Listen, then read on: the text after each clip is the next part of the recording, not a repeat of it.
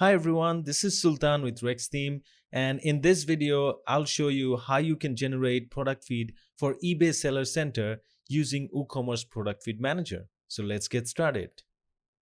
So as you can see, I already have WooCommerce Product Feed Manager installed and activated in my website, and I'm right now on the settings page.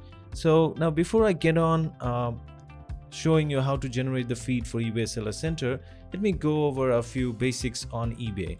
So as you can see, these are the necessary product attributes that you need to submit on eBay initially on their basic template. All right.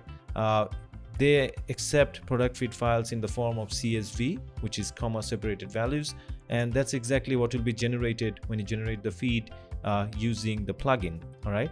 Now I'll be slowly explaining how you'll be inputting these values within our plugin and what values needs to be inputted there, so that you know exactly how to prepare your site so that you can generate a proper product feed. Okay, so now before I start, I'll just let you know that eBay is a bit different than most other marketplaces, so their requirements are a bit different. All right, but I'll obviously give you solutions on how to prepare the feed for them so that you don't face issues when you upload it. All right, so now let's get on to the plugin.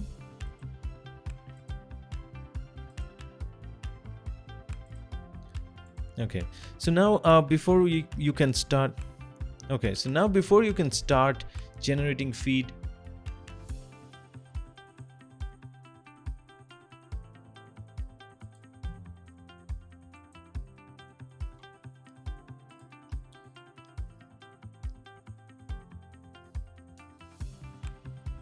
as you can see, these are the necessary product attributes that you need to submit on eBay when you submit your product feed. All right, eBay accepts the file format of CSV, which is comma separated values, and that's exactly what our plugin will generate when you generate the product feed. Now, as you can see, it has a lot of attributes: action, category, title, description, condition ID, picture URL, and a lot of others. All right, so in this video I'll slowly show you how you can assign this using our plugin, and I'll give you examples to make sure you're inputting the right values. Okay, and this is basically a guide that I have prepared, which I'll add into the link in the description of this video, so that if you want to read the guide, you can read it as well. Right, so now let's move on to seeing how to generate the feed using the plugin. So as you can see, this is the settings page of the plugin. Before you can generate a feed for eBay, you have to enable the merchant. eBay is basically a merchant that is included in the Pro plugin. So you need to have WooCommerce Product Feed Manager Pro if you want to use the feed for eBay Seller Center. Okay, so first you need to go to the Merchants tab and scroll down at the very bottom, and there you'll see this option called eBay Seller Center. Make sure this is enabled if you want to be able to generate feed for it. Okay, the next thing you do is, let me create a new feed. And there you go. This is basically a blank feed template. First, let me name it. I'll just name it eBay 1. Now, let me show you what you should be including here. This one is basically a filter on deciding what products you want to include. So I'll be including all my products, so I'll choose all published products. If you want to use custom filter or category filter, you're more than welcome. Now, this one is basically refresh interval, or you could call it more simply auto update. So if any changes you make on the products, you want that to reflect on the feed you have created, this is where you can initiate that. If you choose hourly, every hour the feed will be updated with the updated value on your products. If you choose daily, it's going to be daily, and so on. So all right, now let's move on to this part called include variable parent product. eBay requires you to submit the parent product and the variants, so here you have to mark it as yes. Include product variations, of course, because if you have variable products, you have to submit the product variations. Include variation product name. eBay doesn't need you to submit the variant name along with the product title, so you can mark it as no. Include parent product for grouped products. We suggest if you have grouped products, you should include the parent product for that if you want to submit it on eBay. Exclude invisible or hidden products. It's best you keep it as no. Now it comes to the merchant type. In the merchant type, you scroll down and look for eBay Seller Center. Once you select that, the feed format for eBay will load below, as you can see. So this is a feed template for eBay where all its required values are assigned in terms of attributes. Each of these fields are one single attribute. These are the basic necessary product attributes for eBay. As you can see, action, category, title, description. These are the ones that are listed here in terms of fields. So each of these rows represent one of those attributes. Okay. So now, using the guide I wrote, I'll be showing you with examples on how to input each of these values. Now, as you can see, the first attribute is called action.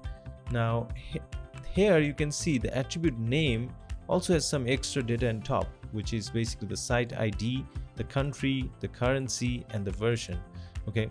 Now, this template that we included is the basic template, and it is always the version 941, which is automated. You don't need to worry about that. Now, once you select the eBay merchant type, just below it, you'll see it has the option for eBay seller site ID and the country. All right. So let me show you for USA. For USA, the site ID is usually US, and the country will be United States. Okay, so whichever country you're at, you need to collect the site ID from the eBay's website, and you need to choose the appropriate country where you want to sell your products at. All right, and you can see eBay seller currency. Here, whichever currency you input, that will be the currency that eBay will understand when you submit the feed. So whichever prices you input in the feed, you don't need to include currency there. As long as you include the currency here, this is the global currency for your feed. Okay, so after you assign these three, now it's time to assign the values. These three are not values. When you assign these three are basically added to the header for action. So it will be displayed in this form: action, then in brackets the site ID, country and currency, and the version will appear. All right, so this will be added to the feed when you generate the feed. Now for the value, you have this valid values for action. It can be add, verify add, revise released, add to item description, and status. So usually when you add new items, you need to submit the action as add. This is what signifies that you are adding new items. Now, before you add any items, it's best to test out if they're accepted. So initially, it's better to submit it with the action verify add, so that when you generate this feed and submit to eBay, eBay will not list it directly. eBay will analyze this and give you a report on what could be wrong with the feed. And if it says nothing is wrong, then you can go ahead and generate your feed with add as the value for action. So let me just assign action value as add. As you can see, these are the fields for values. So for the attribute action, the value will be add. Okay. Now comes the category. Okay. The category signifies the category ID. Now you have to understand that eBay has fixed set of categories. Like most other marketplaces, they have their own category sets. So to submit your products on eBay, you also need to indicate which category does your product fall under. Okay. So in the guide that I'll link in the description, there you'll be finding these two options: eBay category ID list 1, eBay category ID list 2. So this includes the category IDs of all the types of products that eBay has. So I suggest you can download this list or go to this list and find out which category does your product fall under and use that category ID. Now the problem in generating the product feed is that assigning a single category ID is not enough, right? You have products in different categories. To handle that, we have the option called category mapping in our plugin. There you can map the category IDs according to the categories you have in your store.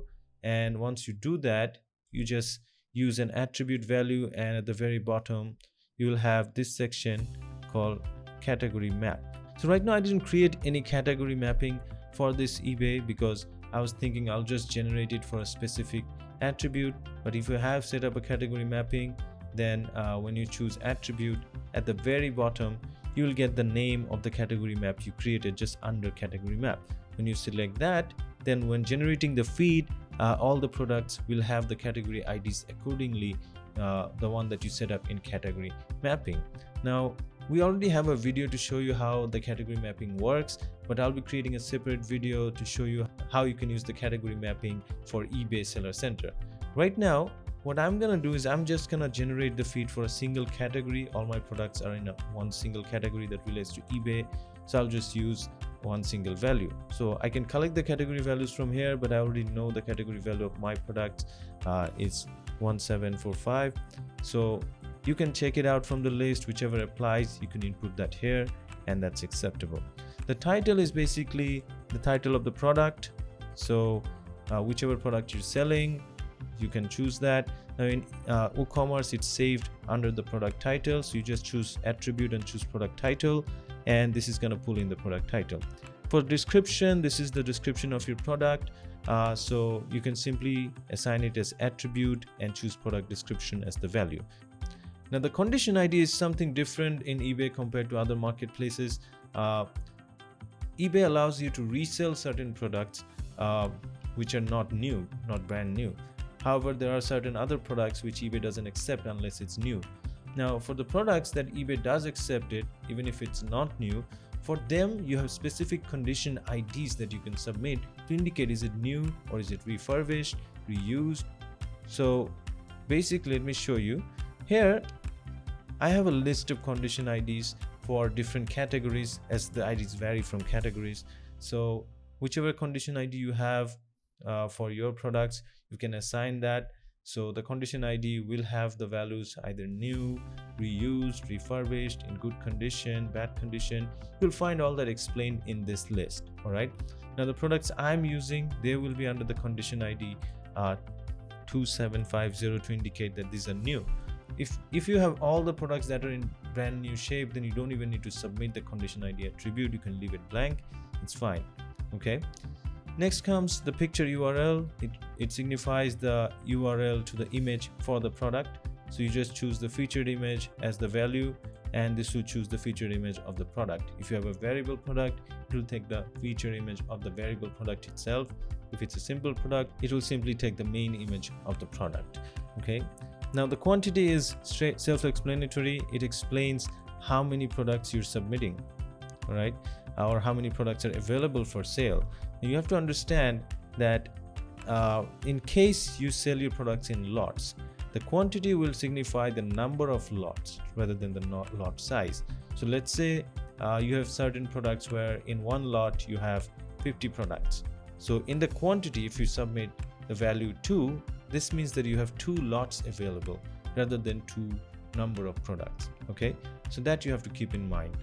And in eBay, if you have products that you want to sell in eBay, if you have products that you want to sell in lots, then you also have to submit an attribute called lot size. All right. For a basic template, usually it's not necessary to submit the lot size, but if you do, you can always add that attribute below. All right. So here for the quantity in WooCommerce, it's saved in quantity, so I'll choose quantity. Now comes format. This is something you need to be aware of.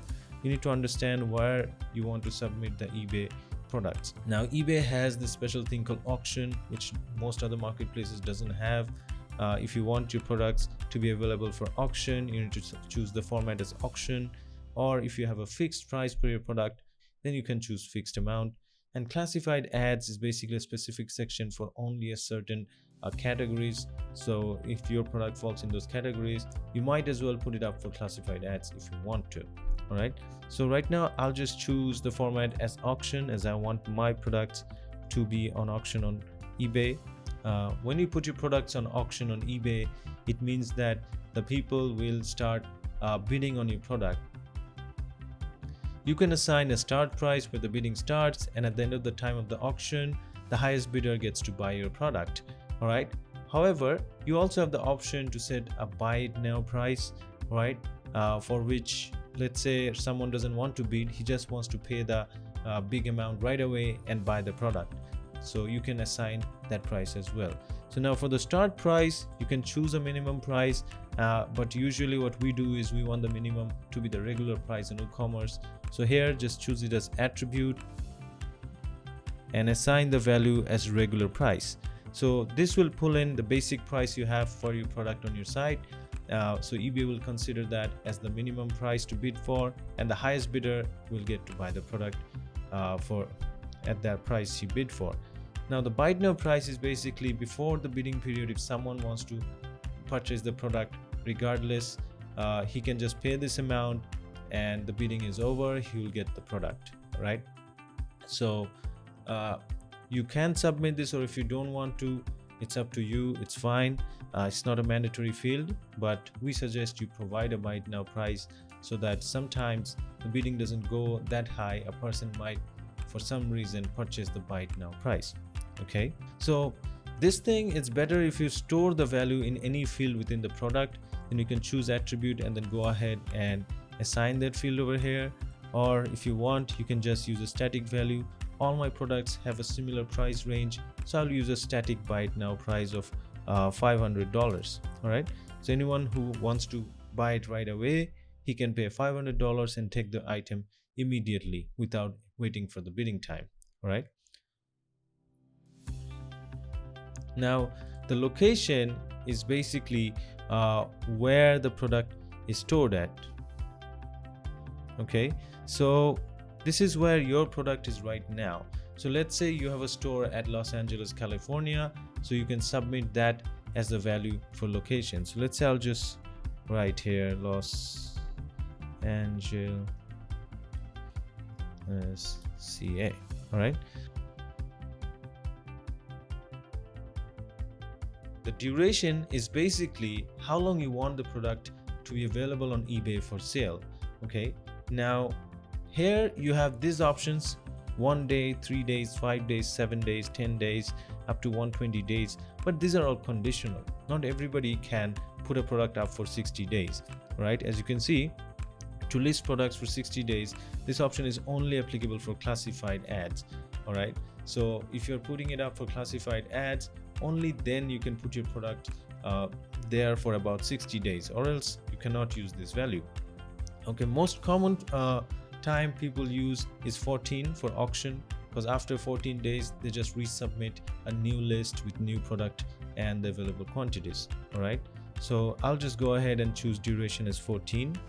Okay, next there is shipping type, or rather you can see there are 3 attributes for shipping here. One is shipping type, one is shipping option, and the other one is shipping cost. Okay, so let me explain it better from the guide. There are about 4 specific shipping attributes, which is the shipping type, shipping service option, shipping service cost, and shipping service priority. All right, so now the shipping type is basically what sort of shipping you do. All right, so there are different values there. So depending on the type, the shipping cost and options are determined. All right, so let's say you can use a flat shipping, which means you have a flat fee for the shipping you do. If you do freight with a flat price, you can choose freight flight.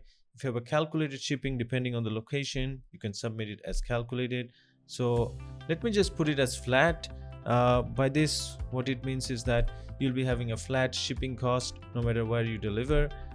This is more appropriate if you are doing business locally. Let's say you only deliver within California, so having a flat shipping rate is better. But if you do deliver long distance, it's more profitable if you use a calculated shipping.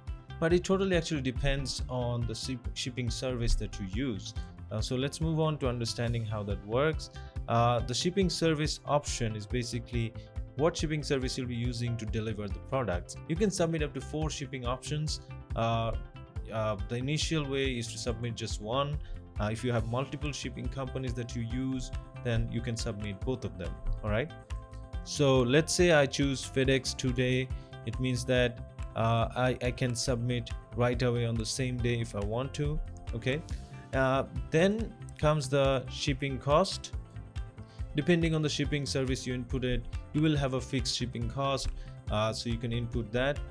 Most shipping services have a fixed cost depending on the area you deliver. So let's say I have a fixed cost of $2.99. Okay, now apart from this 3, there is another one called shipping service priority. If you have multiple shipping services that you use, then you have to assign a shipping service priority, as in like which one you prefer to use the most. If one is not available, only then you'll go to the next one. So you can use the values 1, 2, 3, and 4 to indicate which one is the top priority. If that one is not available, then which one will be used. Okay, so if you want to include more shipping service options, then you also have to submit a shipping service cost and a shipping service priority, which you can add by clicking on add new attribute. Next, you can see it says dispatch time max. It means how long do you take to send off your product on shipping. Okay, so here you have a maximum time starting from -1 till 30. Okay, you can see -1 indicates the item has to be picked up locally. So if you allow pickups, then you assign the value as -1. If you want to submit it in the same day, as in like whenever the order comes on the same day you send it out to shipping, then you need to assign the value 0. And the rest of them, as you can see, it depends on the number of days you take to dispatch of your package. So it's best people use 3 days shipping dispatch time because doing it on the same day, it's often pretty much a hassle, especially when you have a lot of orders. So let's say someday you might get 10 orders, someday you might get 50 or 60 orders. So if you get a lot of orders, it becomes quite a hassle to do it on the same day. So it's best to stay safe and use a 3 days dispatch time. That's exactly what I'll be using here. Now here you see returns accepted option. This means that do you accept returns or refunds for a product.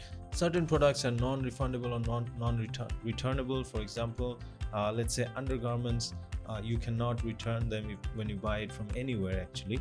So in that case you need to input a value here. Do you accept returns or not? So you have these two options available: returns accepted, returns not accepted. So I accept returns, so I'll just choose returns accepted. Then comes the refund option. In case somebody doesn't want the product, how will you claim a refund?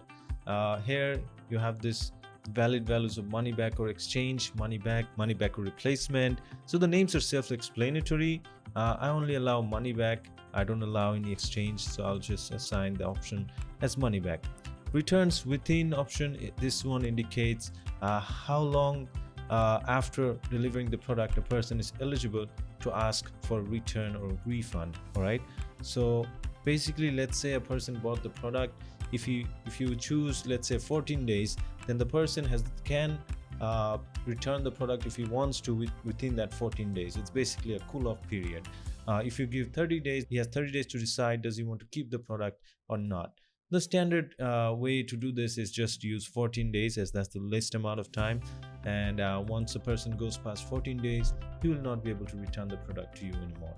Right? Next comes the additional details. Next comes the additional details. Basically, if you want to give any additional details about the returns, let's say you can give some options like what they have to do to claim a refund, or what information they need to know in case they want to do a return. So that's something you can input here. All right, so these are all the basic information you need to submit on the basic template for eBay. Now there are certain things I didn't explain here. For example, for shipping, rather than submitting these attributes, if you are on the business forum on eBay Seller Central, then you will be able to set up the shipping settings in your business account in eBay Seller Center. In that case, once you have the profile created for shipping, you can use the shipping profile name attribute instead of submitting the other 3 shipping attributes that I'm using here. All right, so if you have that business profile with eBay, then this is much easier, as you can set up your shipping options there, the refund options there, also the payment options there. Okay, now other than that, here you can also add attributes to add the payment options. If you want to include that what payments you accept from customers, then you can just add the attribute for that and assign the value. All right, so for that I have more explanations within this guide, which I said I'll be putting in the description below. So you can enter that, you can find out how the payment option works, or how we'll be using some other attributes. For example, if you want to submit a GTIN or MPN, how are you going to do that? All those are explained in this written guide. All right, so these are, as I said in the plugin, the basic details. So as you see on the go, while I explained how this works, I've inputted all the values. The next thing to do is just click on publish, and you can see there will be a bar that will show you that the feed is being generated, and once it's generated, you'll see product feed published. Now you'll have the option to view feed or download feed. Now since this is a CSV, you cannot view it on a browser, so rather you can download it and view the feed on any spreadsheet program. Maybe you can use Google Sheets or any other spreadsheet program that can view CSV formats. All right, so now all you need to do is take this file, log into your eBay account, and there upload this as the basic template. Once you upload this, your products will be listed on eBay. So that's how simple it is to generate a feed. Now, even if this video felt a bit long because I explained all the details, but if you do understand what values to input here, then it doesn't really take that long. As I said, for eBay, at first you need to give some extra time because it has a lot of versatile attributes that it requires compared to other marketplaces, and it will get much easier if you just go through this written guide that I prepared. Right, once you read that guide and follow this video in generating the feed, you'll be able to generate an accurate feed that will be accepted on eBay Seller Center. All right, if you guys have any questions regarding how you should choose a value, or if you have a special condition with your products that, hey, my products are in this situation, what attributes do I my products are in this situation, what attributes do I include here, you can ask me in the comments below in the video, or you can comment below the article that I'm gonna give there in the video description. It's best to go through this guide first before you start generating the feed, as that has actionable examples of every necessary attributes. So in case I didn't cover any attribute here that applies to your product, you'll be able to find that in that guide. Okay, and that guide will have all the links to understand what category your product falls under, the condition IDs, and everything you need to upload your products on eBay. All right, so this guide contains all of that. So now the best thing to do is go ahead and go through this guide and then fill out the necessary information in the eBay feed here and generate the feed. Once you have the feed ready, go ahead and upload this product feed to your eBay Seller Center and start selling your products on eBay. So that's it with this video. I'll see you in one of my future videos. Take care.